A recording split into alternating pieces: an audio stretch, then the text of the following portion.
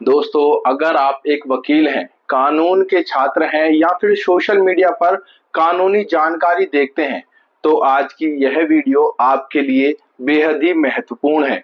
क्योंकि supreme Court में एक ऐसी ही जनहित याचिका दायर हुई है, जिसका असर आने वाले समय में देश के लाखों अधिवक्ताओं और लीगल कंटेंट क्रिएटर्स पर पड़ सकता है।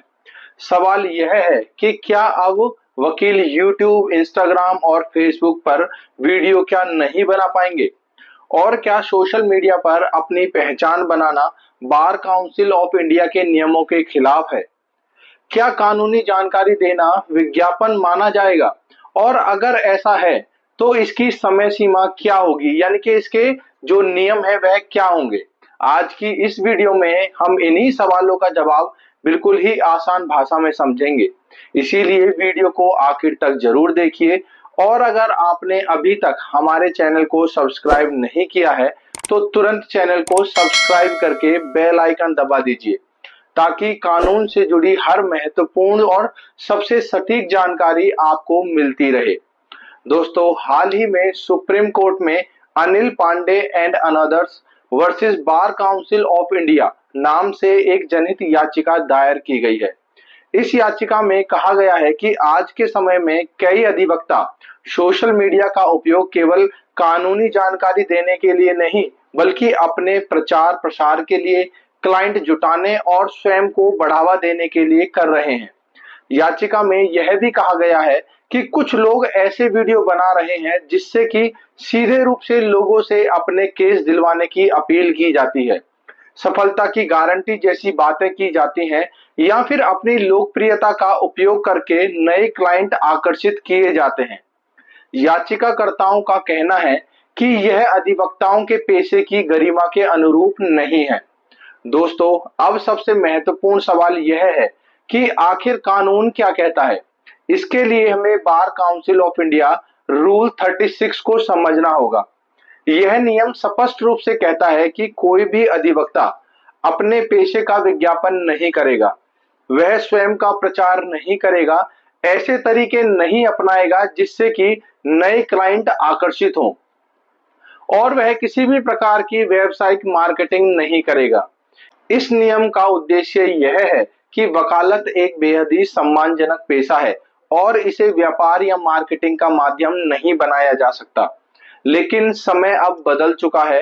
पहले जो था वह सोशल मीडिया का जमाना नहीं था, लेकिन आज यूट्यूब, इंस्टाग्राम, फेसबुक और लिंक्डइन जैसे प्लेटफॉर्म्स मौजूद हैं, जहां हजारों एडवोकेट्स कानूनी जानकारी साझा करते हैं।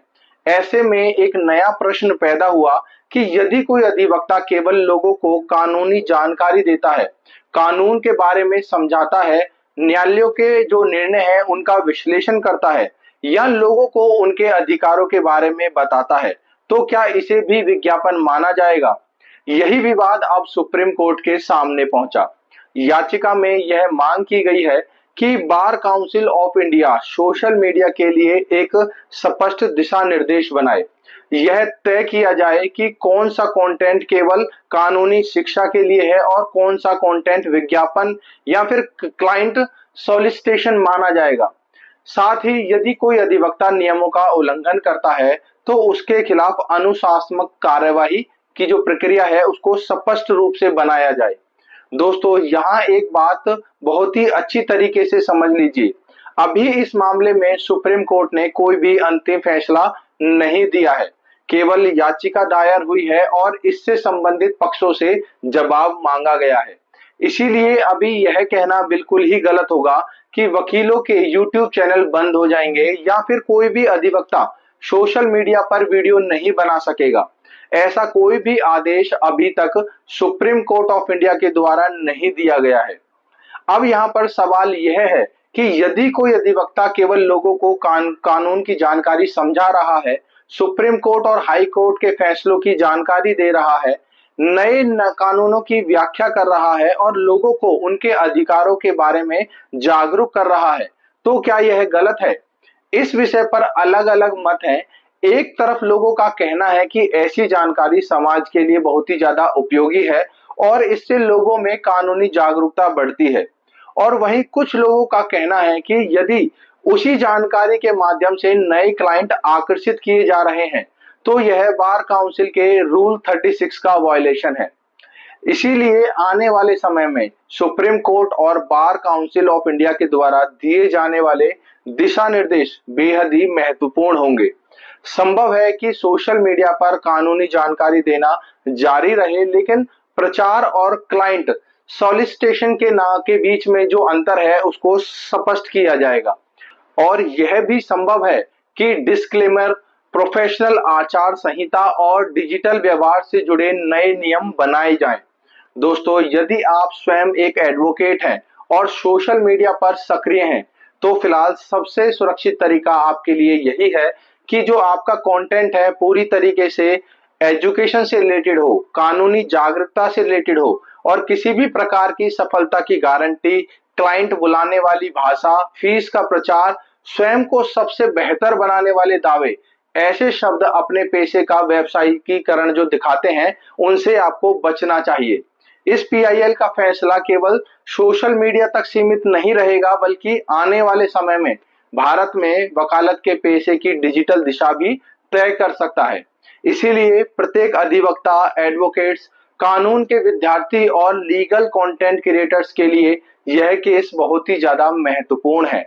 तो दोस्तों, मुझे उम्मीद है कि आज की इस वीडियो से आपको यह तो समझ आ गया होगा कि Anil Pandey and others versus Bar Council of India का ये जो मामला है एक्चुअल में क्या है, इसमें क्या मांगे रखी गई हैं और रूल 36 क्या कहता है, अभी सुप्रीम कोर्ट के इस फैसले ने क्या किया है। और दोस्तों, अगर आपको यह जानकारी उपयोगी लगी हो तो वीडियो को लाइक कीजिए, अपने साथी अधिवक्ताओं और कानून के छात्रों के साथ इसको ज्यादा से ज्यादा शेयर कीजिए और मुझे कमेंट करके बताएं कि क्या आपके अनुसार सोशल मीडिया पर कानूनी जानकारी देना और पेशे का विज्ञापन दोनों ही अलग अलग चीजें हैं या फिर यह दोनों एक ही बात है। तो दोस्तों, मैं आशा करता हूं कि आपको हमारे द्वारा दी गई जानकारी अच्छी लगी होगी और आपके लिए यूजफुल होगी। दोस्तों, अगर जानकारी अच्छी लगी हो तो जल्दी से चैनल को सब्सक्राइब कर लीजिए और साथ ही बेल आइकन दबाना बिल्कुल भी ना भूलें, ताकि हमारे द्वारा जो भी वीडियोस डाली जाती हैं उनका अपडेट आप तक सबसे पहले पहुंच सके।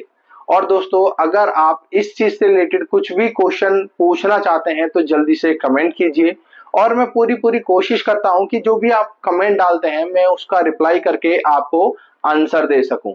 तो दोस्तों, जल्दी से कमेंट कीजिए, वीडियो को लाइक और ज्यादा से ज्यादा शेयर करें। Thank you very much.